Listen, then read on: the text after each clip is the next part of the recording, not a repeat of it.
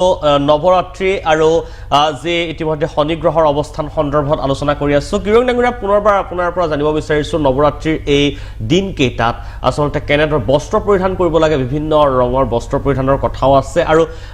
কি পূজা আসলতে এই দিন কেইটাত দেৱীক কৰিব লাগে সেই সন্দৰ্ভত যদি আপুনি জনায় হয় কথাত কয় নবৰাত্ৰিৰ ব্ৰত হয় তাৰ মানে নবৰাত্ৰিত কিন্তু আপুনি যদি ব্ৰত পালন নকৰে তেতিয়া পূৰ্ণ ফল নাপায় আৰু নবৰাত্ৰি বছৰত 4 বাৰ আহে যেনেকুৱা শাৰদীয়া দুৰ্গা পূজাৰ সময়ত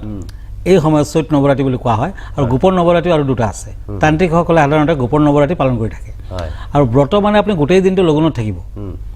আৰু সন্ধিয়া হোৱাৰ পিছত আপুনি কেৱল আলু পিটিকা ভাত খাব পাৰে সন্ধিয়াক আপুনি ইউজ কৰিব পাৰে সন্ধিয়াক নিমখটো আপুনি ইউজ কৰক আৰু লগতে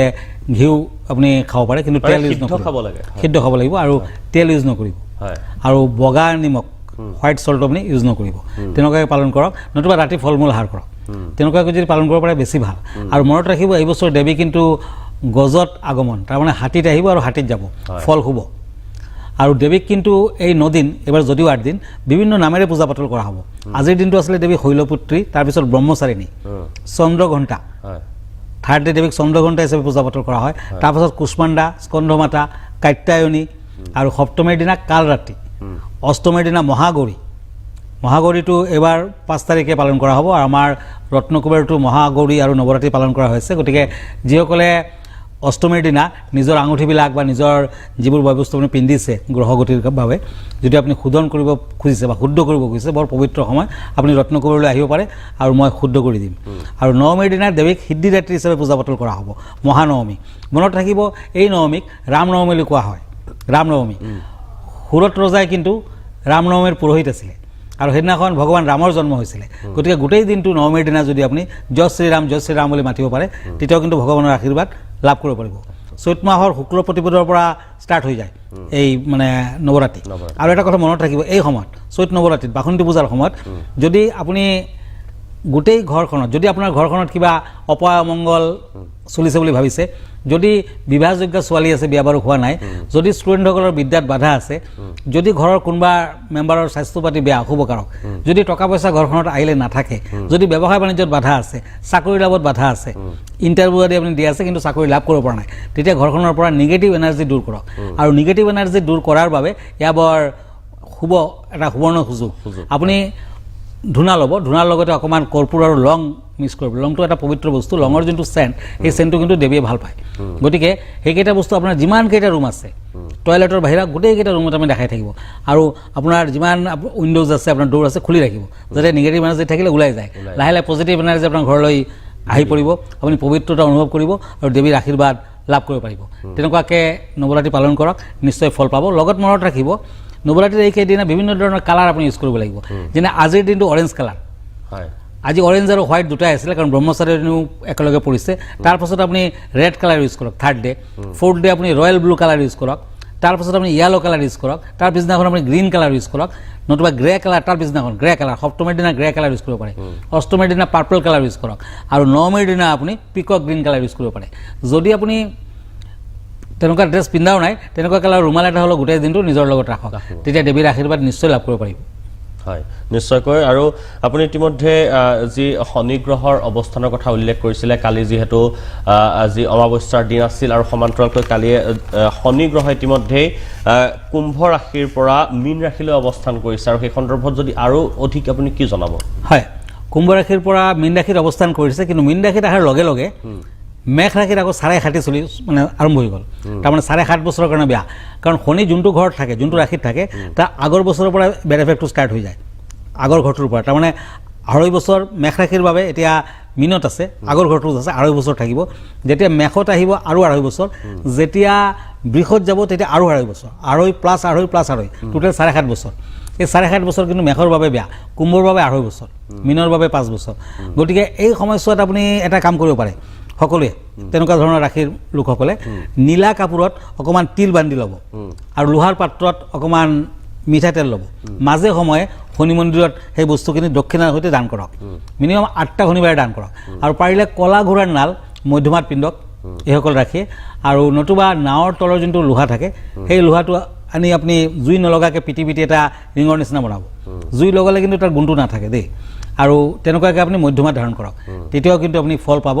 আপোনাৰ সিমান বেড এফেক্ট আপোনাৰ ওপৰত নপৰিব হয় এটা ফোন কল আছে হয়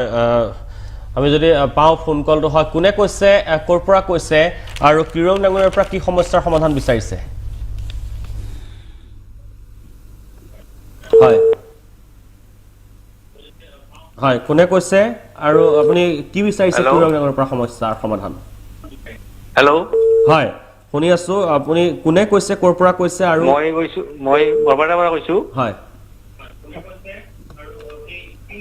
কি সমস্যাৰ সমাধান বিচাৰিছে সমস্যাৰ সমাধান জানিব বিচাৰিছো দৰ্শকসকললৈ অনুৰোধ যাতে আপোনালোকে টিভিৰ পৰা অকণমান আঁতৰত আহি ফোনত কথা পাতে টিভিত যদি আপোনালোকে তেনেধৰণে কথা পাতে তেতিয়া অলপ হেল্ল'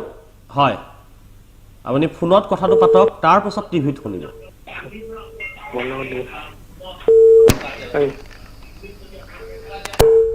হয় আমি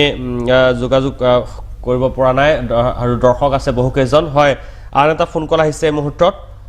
হয় কোনে কৈছে ক'ৰ পৰা কৈছে আৰু কিৰং ডাঙৰীয়াৰ পৰা কি সমস্যাৰ সমাধান বিচাৰিছে হেল্ল' মই শিৱসাগৰৰ পৰা কৈছো হয় মোৰ ডেট অফ বাৰ্থটো হৈছে 23 জুলাই 2000 হয় সময়টো ক'ব 2:05 AM 2:05 AM হয় আপুনি হয় কি মই মোক বিচাৰিছে কৰ্মজীৱন আৰু চাকৰিৰ বিষয়ে জানিব বিচাৰিছিলো মই বৰ্তমান বেংকৰ প্ৰিপাৰেচন কৰি আছো কেনেকুৱা হ'ব মানে সেইটো জানিব বিচাৰিছিলো হয় আপোনাৰ কুষ্টিখন বনাব লাগিব আপোনাৰ কুষ্টিখনত জন্মবাৰ আছিলে ছেটাৰডে নাইট তাৰমানে ছানডে আৰু আপোনাৰ ৰাশি হ'ল মীন ৰাশি তাৰমানে আপোনাৰ ৰাশিৰ ওপৰত শনি যোৱাকালিৰ পৰা আহি গ'ল আৰু লগ্ন হৈছে শনিৰ লগত বৃহস্পতি বহি আছে বৃষ ৰাশিত লগ্ন হ'ল মিথুন লগ্ন বুধৰ লগত বহিছে ৰবি শুক্ৰ মংগল ৰাহু কৰ্কট ৰাশিত বহি আছে মংগলৰ পাৱাৰ কম মংগল নিচস্থ প্লাছ আপোনাৰ কেতু বহি আছে মকৰ ৰাশিত তাৰমানে কালসৰ্প যোগো আছে ইফালে শনিৰ চাৰাহাতীত এটা ষ্ট্ৰাগল পিৰিয়ড ষ্টাৰ্ট হৈছে আৰম্ভণি হৈছে যোৱা 2.5 বছৰৰ পৰা অকণমান বেয়া গতিকে বাধা বিঘিনি আপুনি বেছি পাব মনত ৰাখিব এতিয়া নৱৰাত্ৰি চলিছে নৱৰাত্ৰিৰ এই পবিত্ৰ সময়ছোৱাত যদি আপুনি নৱৰাত্ৰি পালন কৰে তেতিয়া নৱগ্ৰহ আপোনাৰ ফেভাৰত থাকিব যোনটো গ্ৰহ বেয়া নহওক কিয় আপুনি কিন্তু সেই বেয়া গ্ৰহৰ বেড এফেক্টৰ পৰা মুক্তি পাব মুক্তি লাভ কৰিব গতিকে ইমানকেইটা গ্ৰহ বেয়া আপোনাৰ কালসৰ্প আছে ইফালে কালসৰ্প মানে ৰাহু কেতু বেয়া ইফালে শনিৰ প্ৰব্লেম চলিছে বৰ্তমান গতিকে আপুনি নৱৰাত্ৰি পালন কৰক নৱৰাত্ৰি পালন কৰোঁতে মই যেনেকুৱা নিয়মকৰণবোৰ অকণমান আগতে ক'লোঁ তেনেকুৱাকৈ আপুনি ঘৰত প্ৰতিষ্ঠা কৰক নৱৰাত্ৰিৰ চাকি গছ প্ৰতিষ্ঠা কৰক আৰু মহিলাসকলে ভুলতো কিছুমান কাম কৰিব নালাগে নৱৰাত্ৰিৰ এই সময়ছোৱাত যেনে আপুনি যিসকল বিবাহিত ঠিক আপোনাৰ বাবে নহয় বিবাহিত মহিলাসকলে কিন্তু সেন্দুৰ নোলোৱাকৈ মানে পূজাত বহিব নালাগে বা ঘৰত প্ৰতিষ্ঠা কৰিব নালাগে আৰু কেতিয়াও তিতা চুলিৰে আপুনি পূজা পাতল নকৰিব নৱৰাত্ৰিৰ পূজা পাতল কমচে কম নকৰিব আৰু মূৰৰ চুলি খোলা ৰখা অৱস্থাত আপুনি নকৰিব এইকেইদিন যিমান পৰা যায় আপুনি ৰামনৱমীলৈকে ৰামৰ নাম জপ কৰিব দেৱী দুৰ্গাৰ লগত ৰামৰ নাম জপ কৰিব আৰু উৰণি নোলোৱাকৈ কিন্তু পূজা পাতল নকৰিব আৰু বিবাহিত মহিলাসকলে নৱৰাত্ৰিৰ ব্ৰত ৰাখিলে স্বামীৰ অনুমতি ল'ব লাগে আৰু যদি ছোৱালী মানুহে নৱৰাত্ৰিৰ ব্ৰত ৰাখে তেতিয়া গাৰ্জিয়ান মানে পিতৃ নতুবা মাতৃ নতুবা যোনে গাৰ্জিয়ান আছে জ্যেষ্ঠ ভাতৃৰ অনুমতি ল'ব লাগে তেনেকুৱাকৈ যদি ঘৰত প্ৰতিষ্ঠা কৰিব পাৰে নৱৰাত্ৰিৰ চাকি গছ প্ৰতিষ্ঠা কৰিব পাৰে আজিৰ পৰা একচুৱেলি টাইমটো আছিলে কিন্তু কোনো কথা নাই এই 9 দিনৰ ভিতৰত যিমান সোনকালে পাৰে আপুনি চাকি গছ প্ৰতিষ্ঠা কৰক কাইলৈও প্ৰতিষ্ঠা কৰিব পাৰে পৰহিলৈও প্ৰতিষ্ঠা কৰিব পাৰে আৰু এই 8 দিন যাতে কণ্টিনিউৱাছলি চাকি গছ জ্বলি থাকে সেই ব্যৱস্থা কৰক তেতিয়া নিশ্চয় আপোনাৰ গ্ৰহগতিৰ পজিশ্যন ভাল হ'ব আৰু আপুনি ফল লাভ কৰিব পাৰিব কিন্তু মনত ৰাখিব আপুনি শনিবাৰ দিনটো ৰেগুলাৰলি পালন কৰক কাৰণ আপোনাৰ ৰাশিৰ ওপৰত শনি আছে হয় ধন্যবাদ জনাইছোঁ ফোন কৰাৰ বাবে কিৰং ডাঙৰীয়া আমাৰ সময়ো শেষ হৈ আহিছে কিৰং ডাঙৰীয়াক আমি বিদায় দিব লাগিব এই মুহূৰ্তত এইখিনি সময় দিয়াৰ বাবে ধন্যবাদ জ্ঞাপন কৰিছোঁ কিৰং ডাঙৰীয়াক আৰু এনেদৰে প্ৰতি দেওবাৰে নিশা 10 বজাৰ লগে লগে কিৰং ডাঙৰীয়াক প্ৰাগ নিউজৰ ষ্টুডিঅ'ত লগ পাব আৰু পোনপটীয়াভাৱে বিভিন্ন সমস্যাৰ সমাধান লাভ কৰিবলৈ সক্ষম হ'ব কিৰং ডাঙৰীয়াক এই মুহূৰ্তত আমি বিদায় জনাইছোঁ ধন্যবাদ আৰু আমাৰ বাতৰি অব্যাহত থাকিব কিন্তু এইখিনিতে লৈছোঁ খন্তেক বাণিজ্যিক বিৰতি